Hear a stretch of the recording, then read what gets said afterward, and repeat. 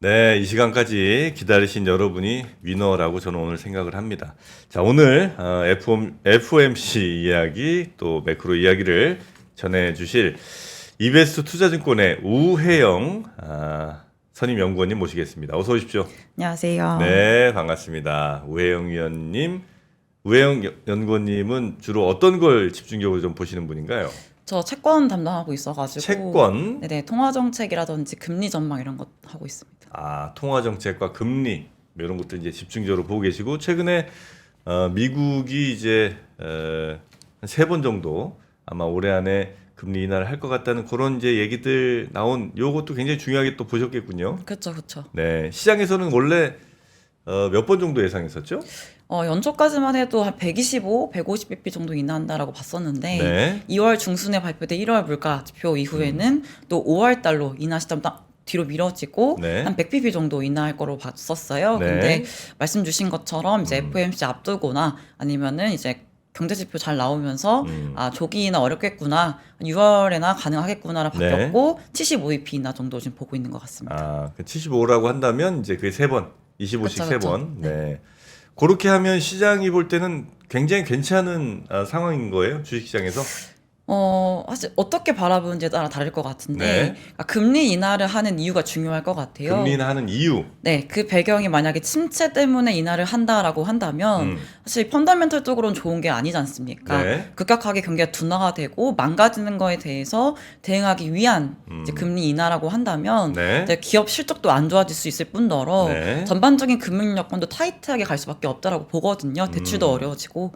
그러면 그런 식으로 금리가 인하되는 과정이라면 네. 주식시장에 가기 어려운 환경일 거고, 그게 아니라 뭐 보험성 인하다, 긴축에 대한 강도를 줄여주기 위한 인하다라고 가정을 한다면 네. 이제 연착륙에 대한 것들을 가정을 하고 나서 금리를 인하하는 거기 때문에 네. 그러한 인하라면은 주식시장이 사실 반길 수 있는 인하일 수가 있겠죠. 그리고 후자 쪽으로 시장은 지금 보고 있는 거고요. 지금은 그런 것 같습니다. 네. 경기 침체에 대해서 22년부터 뭐 계속 얘기가 나왔고 네.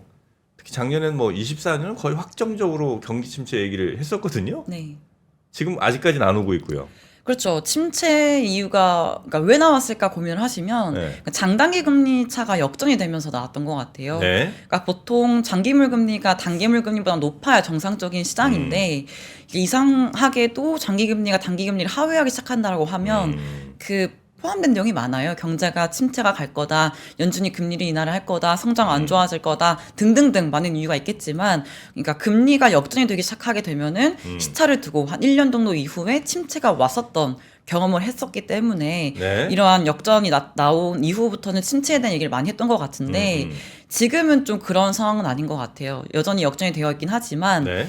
이제 그래도 단기물 금리가 급격하게 조정이 될 거다라는 생각은 여전히 가지고 있는 상황이다 보니 네. 장기 금리가 단기 금리 하회하고 있는 상황인 거고, 네. 그리고 전반적인 경기 상황이나 물가 상황이나 고용 상황이 침체를 가리키진 않지 않습니까? 네. 그래서 지금은 경착륙에 대한 얘기를 거의 안 하시는 것 같아요. 다만 우려가 되는 부분들은 네. 지금 시장이 기대하는 것은 3월달 인하였던 것 같아요. 연초까지만 해도 조기 피봇, 조기 인하. 근데 이게 미뤄지고 있잖아요. 네. 3월에서 5월, 5월에서 6월, 지금은 6월 정도에 멈춰 있는데 네. 만약에 3번 인하하는 가정이 3분기부터 인하를 하는 가정, 3분기 초든 3분기 후반이든 3분기부터 인하하는 가정이라면 사실 지금의 기준금리 인하 시점 내지는 기대감이 다시 미뤄진다는 얘기는 금리가 올라갈 수도 있다라는 얘기가 될 수도 있는 거고, 아니면 또 금리가 늦게 인하가 된다, 더 늦어진다라고 하면 원래는 연착륙이 될 수도 있었던 것을 경착륙이 또 만들어지는 상황이 올 수도 있거든요. 금리 인하 시기가 늦춰지면요?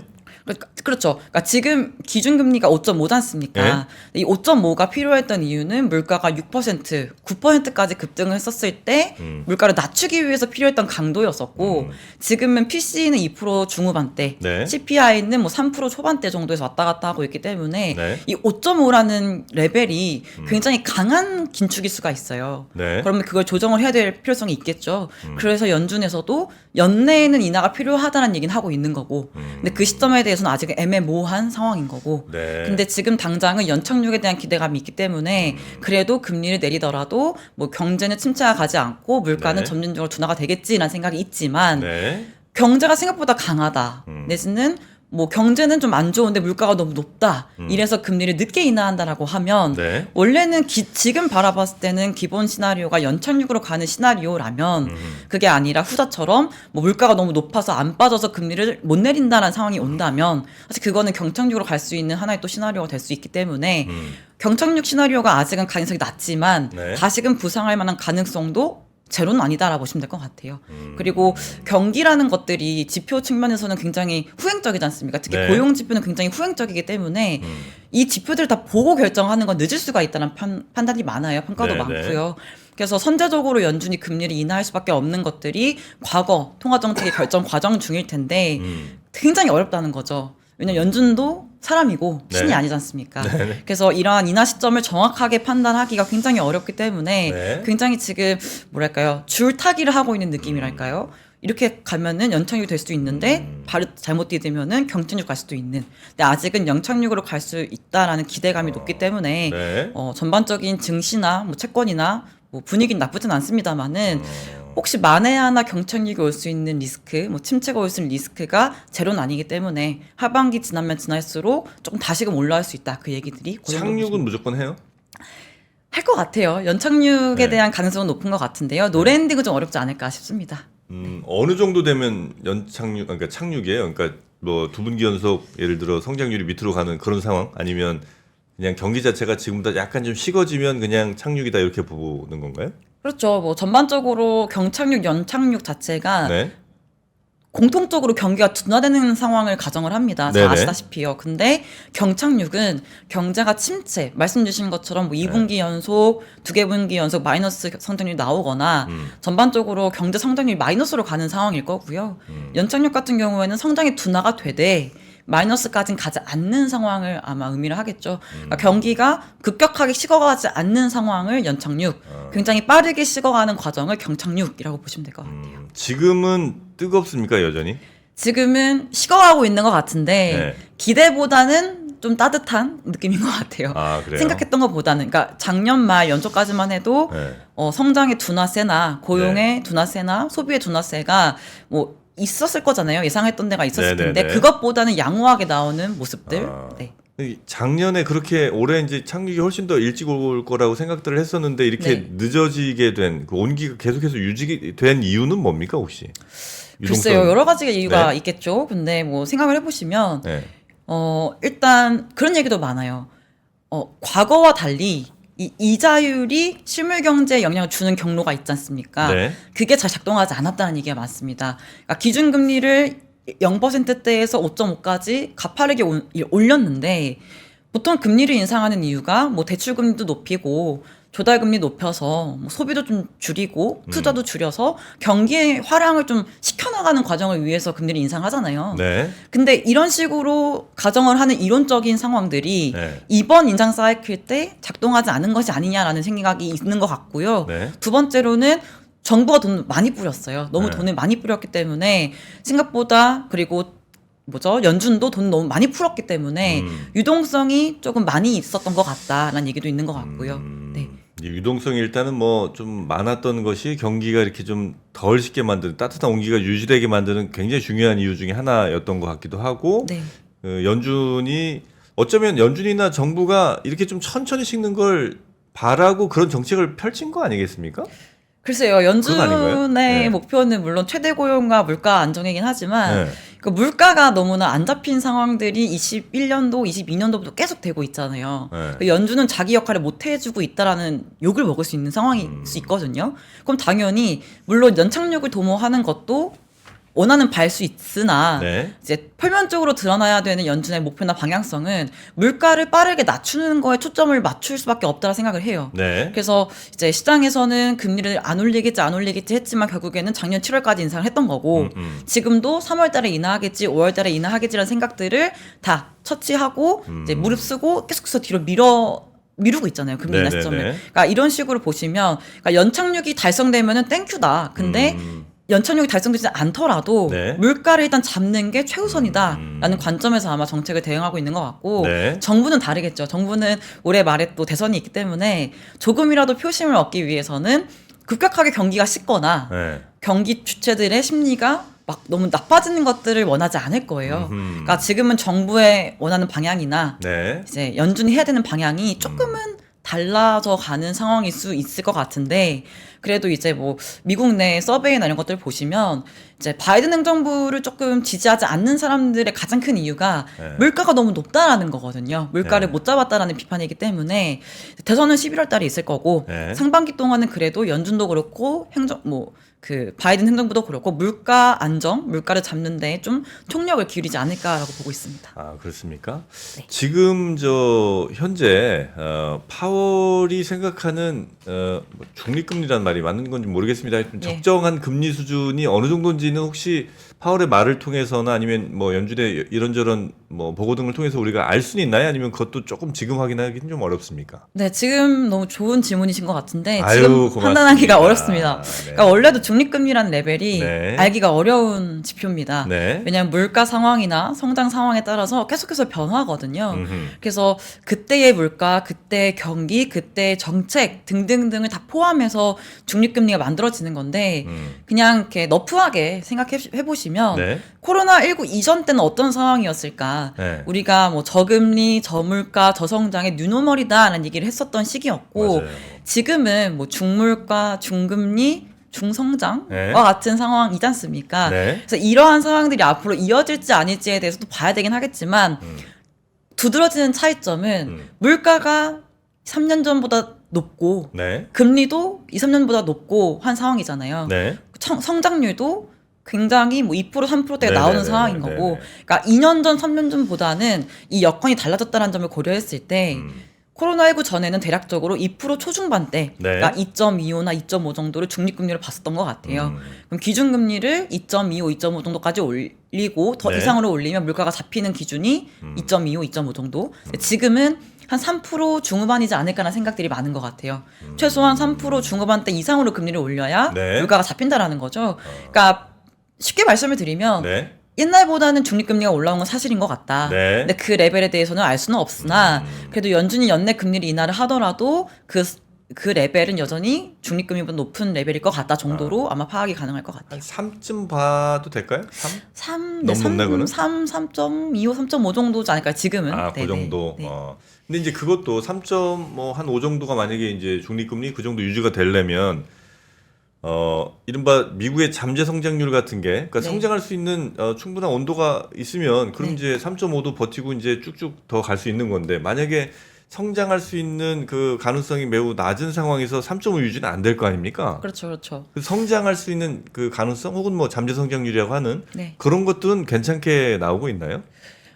이게 굉장히 또 중요한 질문이신데. 아유, 고맙습니다. 그런 게 뭐 또 보셔야 되는 게 그거죠. 그러니까 지금 증시가 어떤 걸 네. 환호로 하냐 이겠죠. 네. AI 약간 그러한 첨단 산업 이런 것들에 대해 되게 기대를 많이 하잖아요. 네. 그러니까 이러한 AI의 발전이 접목을 그러니까 실제로 뭐 우리의 삶과 굉장히 밀접하게 영향을 주면서 네. 성장을 만들어낸다면 네. 자연스럽게 그 잠재 성장률이 올라올 겁니다. 네. 근데 만약에 AI에 대한 기대감이 기대감으로 끝난다라고 하면 사실 동일하게 잠재 성장률도 빠르게 못 올라오겠죠.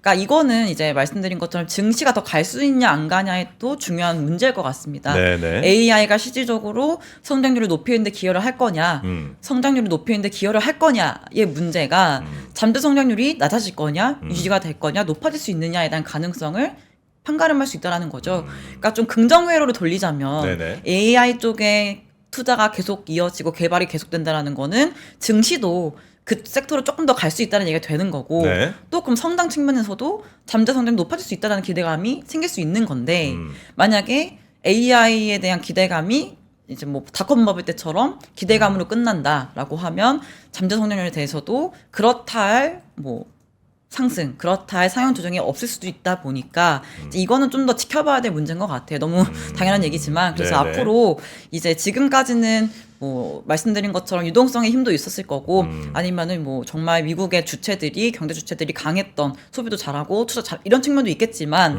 이런 흐름들이 이어질 수 있는지에 대해서는 네. 연준의 정책도 물론 중요할 거고 이제 또 그 미국 정부의 네네네. 정책도 중요하겠죠. 그래서 그런 것도 보시면서 네. 높아질 수 있는지에 대해서 같이 확인을 하시면 될 것 같아요. 높아진다. 그러면은 중립금리 조금 더 올라갈 수 있다. 이렇게 네. 보시면 될 것 같아요.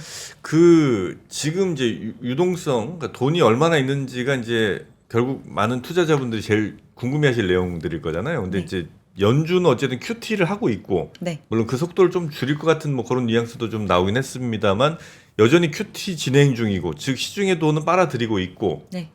그러면 유동성이 줄어야 되는데 여기에 대해서 이제 약간 이견들이 좀 전문가들 사이에서도 있으신 것 같은데, 그러니까 정부가 지금 채권 발행을 통해서 여전히 시중 유동성을 그냥 유지 정도가 아니고 늘리고 있다라고 이제 말씀하시는 분들이 계시고, 네. 아니다, 연준이 지금 계속해서 QT를 하고 있고 뭐 그 속도는 좀 늦어질 수 있으나 여전히 시중 돈은 지금 빨아들여져 가고 있다. 이렇게 이제 보시는 분도 계신 것 같은데, 우리 연구원님께서 보실 때는 지금 시중 유동성, 미국의 시중 유동성은 어떻게 진행되고 있습니까?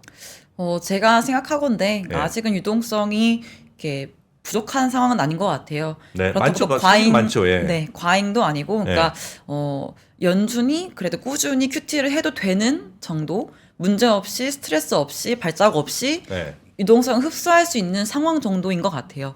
그리고 연준이 만약에 이제 오늘 언급을 했듯이 QT를 조정을 할 겁니다. 네. 그리고 뭐 되게 언급한 단어 중에서 fairly soon, 그러니까 발음이 좀 안 좋죠. fairly soon이라는 단어를 얘기를 했는데, 그러니까 이게 굉장히 너무 잘- 빠른 너무 잘 시점에, 들렸습니다. Fairly soon. 네, 그 이 시점에 이제 네. QT를 조정할 수 있을 거다라는 얘기를 했습니다. 우리말로 하면 어떻게 조만간쯤 될까요? 조만간 꽤 빨리 꽤 빠른 꽤 시점에 빨리. 네, 그런 꽤 시점. 빨리. 예.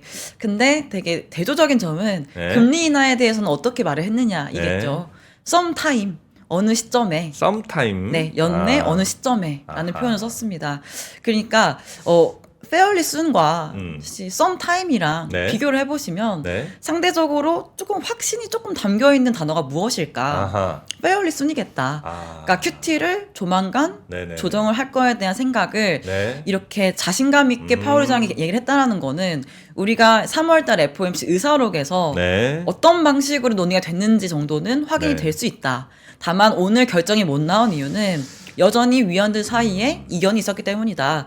QT를 시작하는 시점이라든지 네네네. 어떤 방식으로 줄이는 게 적정한지에 대해서 이견이 있다 보니, 그리고 굳이 지금은 이제 이거를 조정할 만큼의 유동성이 모자란 상태는 아니니까 네. 유지를 하다가 뭐 다음이나 다다음 회의에서 시작을 해보자라는 얘기는 한 것 같아요. 네. 그래서 결국에는 QT를 조정해야 되는 건 사실이지만 아직은 그 결정을 급하게 선택을 하지 않아도 된다라는 판단을 했기 때문에 네. 이러한 연준의 판단을 고려해 보시면은 연준은 여전히 이제 시중의 유동성을 많다라고 평가하신 것이 아닌가라고 보시면 될 것 같고요. 네. 뭐 RIP 쪽에 대한 문제도 많이 얘기하시는 것 같아요. 그러니까 연준의 밸런스 시트에서 그 RIP 자금이 줄어들고 있다라는 것들을 얘기를 하면서 유동성이 모자라는 거 아니야라는 얘기를 많이 하시거든요. RIP는 누구 죽었을 때 하는 거 아닙니까? 레스트 인 피스요. RIP죠, RIP. 네, RIP는 그 리버스 레포라고 해서 네. 이제 그 연준의 네. 이제 돈을 사람들이, 그러니까 시중에 뭐 금융기관이나 네. 이런 좀 자금, MMF 자금들이 네. 연준에다가 뭐 예금을 넣듯이 파킹을 하는 자금을 의미를 해요. 아. 그러니까 이게 작년에 보시면은 굉장히 네. 급증을 했다가 급락을 하기 시작을 하거든요. 네. 근데 이 RIP가 왜 들어왔을까? 일맥상통한 얘기입니다. 너무 돈이 많이 풀렸기 때문이에요. 작년 초 생각해 보시면은 뭐 SBB 사건도 있었을 거고, 네. 증시도 막 그렇게 좋진 않았을 거고, 금리도 뭐 기준금리 인상 때문에 막 올라갔던 시점이었을 거거든요. 그럼 그때 뭐 MMF나 자금들이 갈 데가 없었어요. 네. RIP 쪽에 박아놓고 안정적으로 돈을 네. 이제 굴렸던 거죠. 근데 이후부터 보니까 3분기부터 시중에 국채 많이 발행이 되고, 뭐 그 T빌 금리도 RIP보다 높고, 그다음에 증시도 반등하기 시작을 했고, 그러니까 자금이 갈 만한 곳이 많아진 거예요. 네. 그러니까 굳이 연준에다가 돈을 안 박아놔도 더 수익률 낼 수 있는 데가 많아졌다는 거죠. 그러니까 그 자금들이 나오기 시작했습니다. 근데 이게 자금이 모자란다라기보다는 그냥 이제 너무나 돈이 많아가지고 필요 없었던 과잉 유동성을 이제 일단은 예치를 해놓았던 것들을 이제는 필요가 있어서 이제 빼가지고 다른 투자처로 투자하는 것이 아닌가. 네. 그리고 RIP 자금을 코로나19 이전과 비교해 보시면은 현저히 높은 수준이에요. 네네. 여전히 좀 빠져야 되는 상황인 거고, 연준이 바라는 길도 필요 없는 유동성은 없어져야죠. 그러니까 RIP 자금이나 지금도 좀 높게 유지되고 있는 지급준비금이나 추가적으로 줄여야 된다라는 인식이 강하기 때문에 QT를 아직 조정하지 않은 이유가 있는 거고, 네. 그럼 QT를 조정을 한다라고 하면은 사실 QT를 조정하는 이유가 뭘까? 물론 이제 유동성이 줄어드는 속도를 억제를 하기 위해서도 있겠지만 19년도 9월 달에 기억을 해보시면요. RP 금리가 급등을 했습니다. 19년도에? 네, 19년도 9월 달에요. 네. 19년도에 또 어떤 그 통화 정책의 흐름이었냐? 네. 19년도 1월 달에 연준이 발표를 해요. 대처제도표를 이렇게 하겠다. 그리고 3월 달에 가이드라인 제시를 합니다. 네. 이런 식으로 QT 조정할 거다. 네. 5월부터 조정을 하기 시작을 해요. 7월 달부터 금리 인하합니다. 이런 식으로 정책이 바뀌었거든요. 그러니까 지금도 비슷한 맥락이에요. 이제 3월, 그러니까 1월 달에 기자회견 통해서 3월 회의부터 논의할 거야, QT 조정 논의할 거야라고 네. 넌지시 커뮤니케이션 했고, 3월 달 회의에서 더 심도 있게 논의를 했고요. 5월 달 회의에서 아마도 뭐 가이드라인 정도 또는 가이드라인 제시와 함께 실시가 될 수도 있을 수 있는 거고요. 네네. 그러니까 그러한 과정을 통해서 진행이 될 건데 네. 그때와 지금 차이점이 뭐냐? 19년도에는 기준금리를 2.5에서 낮추기 시작을 했어요. 앞서 언급드렸던 중립금리 레벨이 몇이었어요? 아까 2.25, 2.5였잖아요. 네네. 그러니까 이 당시의 금리 인하는 보험성 인하라고 하지만 네. 금리를 인하해서 만들고자 했던 금리의 레벨의 이 목적지는 완화로의 범위예요. 완화의 범위. 그러니까 이징의 범위 있겠죠. 근데 지금은 5.5에서 금리를 내린다라고 하더라도 중립금리보다는 너무나 높게 있기 때문에 연준의 스탠스는 타이트닝에 있을 겁니다. 그러니까 QT를 줄여서 QT를 축소를 해서 계속해서 유지를 할 공산이 크다라는 거죠. 그러니까 19년도와 다른 점은 그때는 QT를 중단을 하면서 금리를 인하를 했지만 지금은 금리를 인하를 해도 QT는 계속해서 될 수가 있다. 다만 말씀드린 것처럼 유동성의 흡수의 속도를 좀 줄이기 위해서 조금 더 QT를 오랫동안 끌고 가기 위해서 네. 속도를 조정하는 측면일 것이다 정도로 보시면 될 것 같습니다. 네. 19년도에도 일을 하셨었어요? 19년도에도 했습니다. 네. 아, 그 이베스트에서 계셨어요? 예, 있었습니다. 그래요? 네. 아니, 왜 처음 오늘 이렇게 나오신 거죠? 그러게요. 저를 좀 불러주시죠. 그렇습니까? 저희가 잘못했군요. 네. 그러면 네. 지금 현재 이제 연준의 뭐 행동은 말씀해 주신 것처럼 대략 뭐 요런 행동이라고 이해하더라도 네. 미국 정부는 지금 돈을 열심히 푸는 중입니까? 아니면 정부도 연준과 보조를 좀 맞추고 있습니까?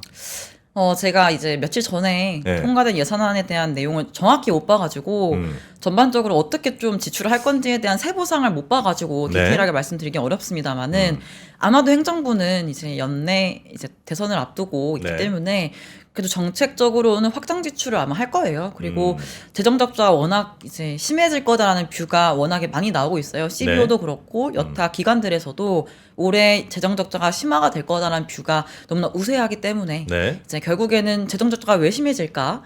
재정 지출이 늘어나는 걸 수도 있고요. 네. 재정 수입이 줄어드는 걸 수도 있어요. 근데 만약에 양방향으로 다 들어간다라고 하면 이제 다 말이 되는 부분이겠죠. 그러니까 네. 재정 지출도 늘어나는 방식으로 갈 수도 있는데 근데 문제는 재정 지출을 늘린다라고 했을 때요. 네. 국채를 발행을 하게 되잖아요. 네. 근데 국채를 발행을 하게 되면 이제 정부 입장에서는 국채를 발행을 해서 시중에 있는 유동성을 사실은 이제 연준의 계정으로 돈이 들어오도록 하는 게 국채 발행이 되는 그림이거든요. 네네. 그러니까 오히려 국채를 사는 그림은 시장의 유동성이 잠시 흡수가 되는 걸 수도 있는 거고 이게 어떻게 또 지출이 되는지가 중요하겠죠. 그냥 돈을 시중에 뿌리는 걸로 가냐 아니면은 이 돈을 활용을 해가지고 네. 투자를 일으키고 뭐 토목건설을 많이 하고 이런 식으로 성장이 만들어지는 그림으로 가냐 네. 그 차이가 될 수가 있겠죠. 그러니까 재정 지출을 많이 한다, 국채 발행을 많이 한다라는 게 뭐 통상 돈을 뿌리는 것처럼 보일 수는 있어요. 근데 국채 발행 대금들은 네. 시중에 있는 뭐 금융기관이나 아니면 개인이나 이런 사람들이 사줘야 되는 거기 때문에 그들의 자금들이 이제 재무부가 쓸 수 있도록 연준의 계정으로 이제 계정이 변해서 들어가는 거다라 보시면 오히려 네. 이제 그 시중에 풀려 있는 자금들이라고 할까요? 그런 것들이 TGA 쪽으로 들어가는 거겠죠. TGA는 뭐예요? 이제 재무부가 네. 이제 재무부는 특수한 기관이잖아요. 네네. 특수하잖아요. 뭐 우리나라 소위 뭐 KB 국민은행 이런 데 가서 돈을 못 맡기잖아요. 연준에다가 돈을 파킹을 합니다. 네네. 그래서 그 파킹하는 계좌를 TGA 트레저리 제너럴 어카운트라고 해가지고 네네네. 재무부 일반 계정이라고 해서 재무부가 쓸 수 있는 돈이라고 생각하시면 돼요. 네네네. 약간 영국 쪽에서 공부하셨습니까? 맨날 영국을 좋아합니다. 영국 예. 쪽. 어쩐지. 네, 영국 쪽 발음이. 예. 그러면 이제 정부는 어쨌든 선거도 있고 하니까 확장 재정을 좀 할 가능성은 좀 높아 보이고 다만 이제 그렇게 했을 때 정부의 부담에 대해서도 혹은 뭐 하원에서도 분명히 뭐 여기에 대해서 문제 제기를 할 수도 있으니까 여기를 아주 막 발행하고 채권을 막 발행하거나 하지 못할 텐데 그럴 때 지금 단기 채권들을 통해서 조금 조절들을 단기적으로 좀 하고 있는 건 아닌가. 그러니까 장기를 만약에 발행하면 지금 저 이자율이 좀 높기 때문에 미국 정부 내내 이제 부담이 좀 될 가능성이 좀 있을 것 같고 그렇지 않고 단기로 뭐 6개월, 1년 뭐 이렇게 이제 만약에 하게 되면 훨씬 부담은 좀 적으면서도 네. 시중 유동성을 좀 많이 높일 수는 있을 거 아닙니까? 네네. 혹시 미국 정부가 지금 그런 스탠스를 취하는 것은 아닌가? 하고 좀 여쭤보고 싶네요. 저희가 이제 1월 말에 많이 우리가 시장에서 얘기했던 것들이 네. 재무부의 분기 차입 규모라는 계획 발표를 굉장히 중요하게 봤던 것 같아요. 이게 재무부의 쿼터리 리펀딩 뭐 계획인데, 그러니까 분기별로 시중에서 돈을 얼마나 빌려올 거냐라는 그 계획인 거거든요. 차입 규모가 늘어난다라는 거는 반대로 국채 발행을 많이 해서 돈을 빌릴 거다라는 얘기가 될 수도 있는 건데 재밌는 점은 지난 1월 달 말에 발표된 분기 차입 규모를 보시면 1분기보다 2분기의 차입 규모가 현저히 급감을 합니다. 1분기보다 2분기가요? 네, 급감을 해요. 네. 재무부의 차입 규모가 급감을 할 거다라고 계획이 나왔는데 시장에서는 이렇게 해석을 하는 거죠. 아, 그럼 1분기보다 2분기에 국채 발행을 덜 하는 건가? 네. 라고 하면서 당시에 시장 금리가 중장기물 중심으로 하락을 했습니다. 국채의 수급 부담이 줄어든다는 얘기인 거죠. 근데 세부적으로 보시면 차입 규모가 왜 줄어드냐라고 네. 하면요. 2분기에요. 그 T빌, 그러니까 1년 미만인 채권이 있을 거고 1년 초과하는 장기채, 중장기채들이 있잖아요. 그러니까 T빌과 같은 1년 미만인 단기채가 네. 순상환이 되는 시점이 내년 2분기예요. 굉장히 큰 규모가 순상환이 되거든요. 대신에 네. 이표채, 우리가 생각하는 뭐 2년물, 3년물, 10년, 20년, 30년 이런 것들은 네. 오히려 발행 물량이 1분기보다 늘어납니다. 계획상으로는요. 그래서 보시면 T빌 발행 물량은 오히려 2분기에 갈수록 물량이 확 시장에서 줄어드는 모습들. 네. 오히려 이제 이표채 같은 경우는 발행 물량이 1분기보다 늘어나는 모습들이거든요. 지금 2분기가 그래요? 이제 돌아올 2분기 4, 5, 6월이요. 네. 지금. 그렇죠. 네. 네. 그러니까 1월 말이니까 1, 네. 2, 3월 달에 1분기 규모, 네. 그다음에 4, 5, 6월 달에 2분기 규모에 대한 계획을 발표를 한 건데 물론 이 규모는 또 수정이 될 수가 있어요. 근데 일단 1월 말에 발표된 기점을 보시면 그러니까 단기는 줄어들고 장기가 늘어난다. 네, 1년 미만인 거는 상환이 돼버려 가지고 네. 시장에서 이제 발행되는 순 발행 규모라고 하죠. 이게 마이너스인 거고요. 네. 그다음에 이표채는 플러스인 거죠. 그러니까 그래요? 여전히 이표채가 늘어나는 방식으로 간다라는 거라서. 근데 재밌는 건 그거예요. 우리가 시장 뉴스를 보시면 네. 미국채 입찰이 어떻게 됐다, 뭐 호조다, 안 좋다. TV로 안 봐요. 다 2년물, 뭐 5년 이런 식으로 네. 쿠폰을 주는 이 표체에 대한 입찰 규모 결과 이런 것들에 주목을 하지 TV에 대해서는 거의 관심이 없으시거든요. 네. 그럼 말씀드린 바와 같이 정말 지금 계획대로 2분기에 점진적으로 아니면 1분기보다 늘어나는 방식으로 발행을 한다라고 하면 오히려 이제 발행 물량이 늘어나는 지금 앞으로 다가오는 시기가 네. 늘어나는 시기이기 때문에 이제 지금 재무부의 계획이 뭐 TV를 많이 발행하는 것보다는 이제 단기물, 그러니까 1년보다 높은 2년, 3년 이런 식으로 중단기물 정도의 그 비중을 조금 더 많이 가져가면서 발행하는 계획이 있다 정도로 보시면 될 것 같아요. 지금 1분기랑 2분기랑 그 미국 정부의 어떤 그 국채 발행에 대한 계획이나 스탠스가 굉장히 많이 바뀌는군요. 1분기에 비해서 2분기가. 근데 이게 기계적으로 네. T빌이라는 게 언급 주신 것처럼 1년 미만인 채권들이잖아요. 네. 뭐 정말 일주일짜리도 있고 1개월, 3개월 뭐 이런 식으로 12개월도 있는데 그러니까 만기가 그러니까 작년 3분기에 굉장히 발행이 많이 됐어요. 왜냐하면 이때 그 뎁실링 문제가 있었습니다. 뎁실링은 뭐예요? 그 부채 한도죠. 네. 재무부가 돈을 쓸 수 있는 부채 한도, 뎁 리미트. 연방 정부가 채무를 늘릴 수 있는 규모. 한도가 있겠죠, 당연히. 네. 근데 그 규모를 이제 더 늘리냐 안 늘리냐에 대한 얘기를 하면서 매번 늘리지 않았어요, 그거? 네, 늘렸죠. 네. 근데 이제 그거가 이제 공화당과 민주당의 싸움이에요. 정치적인 싸움. 네네네. 네, 그래서 아무튼 그런 것들을 합의를 하는 과정 중에서 뎁실링이 이제 합의가 잘 안 됐던 구간이 있었거든요. 근데 그때 정부 셧다운 얘기 막 나왔죠. 왜냐면은 네네네. 국채를 빨리 발행을 해야지 돈을 마련해가지고 뭐 공무원들 뭐 월급도 주고 이게 뭐 베테랑들도 연금도 주고 하는데 그게 어려워질 수가 있잖아요. 그래서 네. 3분기에는 그 문제가 있었습니다. 뎁실링 문제와 정부 셧다운 문제 때문에 이제 문제가 생겼다가 이제 3분기에 그 해결되면서 T빌 발행이 확 늘어나요. 급증을 해버려요. 근데 말씀드린 바와 같이 1년짜리도 있지만 6개월물, 3개월물 뭐 이런 식으로 또 짧은 만기가 또 있기 때문에 생각을 해보시면은 올해 뭐 1, 2분기에 만기 돌아오는 게 굉장히 많은 것 같아요. 특히 2분기 더 많은 것 같고요. 그래서 기계적으로 요 만기 돌아오는 부분이 많아서 네. 순상환되는 시점이 2분기다 보니까 전체적인 차입 규모가 급감하는 것처럼 보인다. 네. 근데 우리가 이제 떠안아되는 물량 측면에서는 발행되는 물량 측면에서는 이표체 발행 물량은 조금씩 네. 조금씩 늘어나는 과정이 3, 4, 5월 정도에는 이어진다라고 네네네. 보시면 될 것 같아요. 근데 그 만기 돌아오면 그런 것들은 뭐 연장이라든가 이건 별로 안 합니까? 아니면 하겠죠. 상환을 계속 그러니까 그 뭐라 그러죠? 그 계속 그 상환을 좀 미루는 네, 상환 발행을 하겠죠. 하는데 그러니까 그런 거죠. 상환되는 것만큼만 발행을 하냐? 상환되는 더 것보다 하느냐? 덜 하냐? 더 많이 하냐에 따라서 순 발행되냐, 순 상환되냐의 문제일 텐데 2분기는 만기 돌아오는 것보다는 덜 발행해서 순 상환되는 구간이다라고 보시면 될 것 같아요. 네네. 지금 이제 올해 뭐 아주 늦게까지는 모르겠습니다. 하여튼 2분기, 3분기 정도 예상되는 뭐 금리 관련된 어떤 변수 같은 것들 혹시 우리가 좀 체크해봐야 될 거 있나요, 혹시? 가장 큰 저는 리스크 요인은 그런 거겠죠. 연준의 금리 인하 시점이 지금 6월 달로 잡혀 있습니다. 근데 이 6월 달로 지금 시장의 기대가 잡혀 있는데 세 번 금리를 인하한다라는 시나리오가 6월부터 시작을 해서 내려지는 시나리오가 아닐 수 있잖아요. 네. 7월부터일 수도 있는 거고 9월부터일 수도 있는 거고 그러니까 인하 시점이 지연될 가능성에 대한 리스크 정도가 이제 금리에 미치는 영향이 가장 큰 변수일 것 같고요.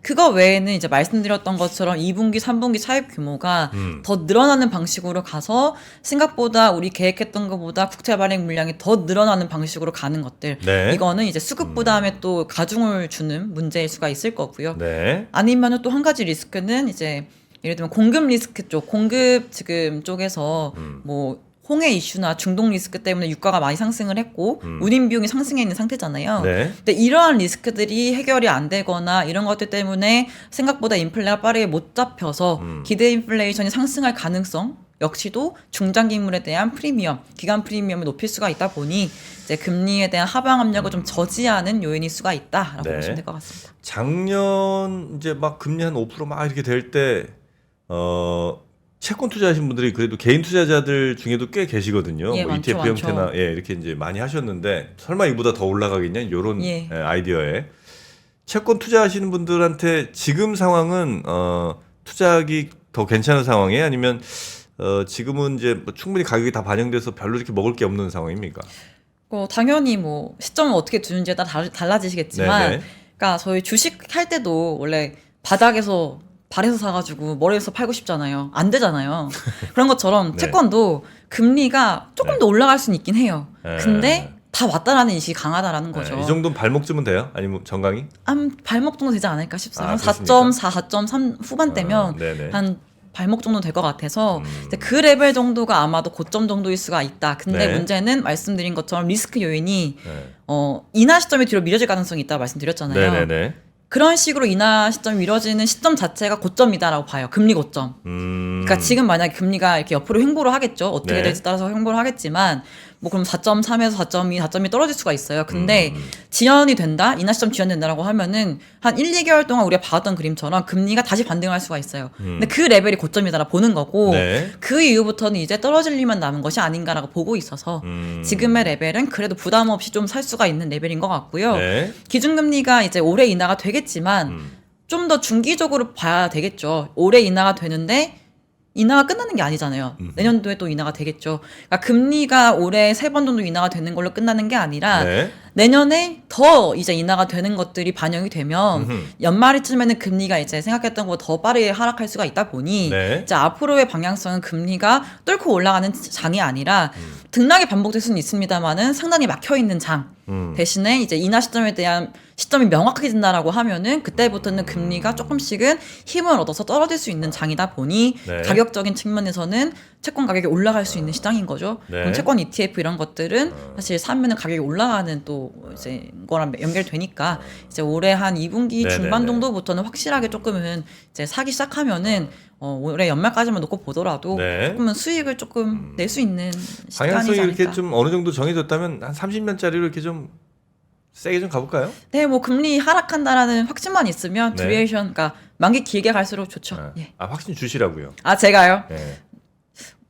한 5월 조심스러워지는데 네, 한 5월 알겠습니다. 중순 정도, 그렇습니까? 6월 달 정도부터는 한번 네. 네, 가시면 될 것 같습니다. 그 우리 시청자분들이 뭐 우리 우혜영 연구원님한테 맡기면 되냐고 뭐 이렇게 물어보시는데 그런 건 안 하시잖아요, 그죠? 네, 네, 뭐 저는 펀드 매니저가 아니니까. 네, 애널리스트, 네. 네, 애널리스트 네, 분석을 때문에. 하시는 분이고 직접 뭐 돈 맡아서 하시는 분은 아닙니다. 예. 이베스트에 전화해서 돈 맡기면 되는 거죠, 그런 거는? 잘 부탁드리겠습니다. 저희 회사 이용 많이 해주세요. 알겠습니다. 자, 그러면 우리 우혜영 이베스트 투자증권 선임연구원님과 채권 관련된 이야기, 채권 투자 전략도 한번 좀 여쭤봤고요. 이건 뭐 그냥 끝나기 전에 네. 샴푸 어디 거 쓰시냐고 물어보는 분들이 많은데 혹시 뭐 선호하시는 샴푸가 따로 있습니까? 아니면 예, 뭐 비싼 걸 따로 머릿결 좀 좋아 보였나요? 뭐 그런가 봐요. 화면에 그게 좀 감사합니다. 보였던 것 근데 같습니다. 저는 그냥 집에 어머니가 사두시는 아유, 샴푸를 쓰기 때문에 네, 효녀입니다. 효녀. 예. 네, 가리지 효녀. 않습니다. 예, 우혜영 선임연구원과 함께 했습니다. 자, 그러면 매주 어떻게 수요일 뵙되나요? 목요일쯤이 더 괜찮으실까요? 저요? 네. 뭐 불러주시면 네, 언제든 알겠습니다. 예, 그러면 보겠습니다. 자주 뵙도록 하겠습니다. 자, 이베스트 투자증권의 우혜영 선임연구원과 함께 살펴봤습니다. 대단히 고맙습니다. 감사합니다. 네, 수고 많으셨습니다.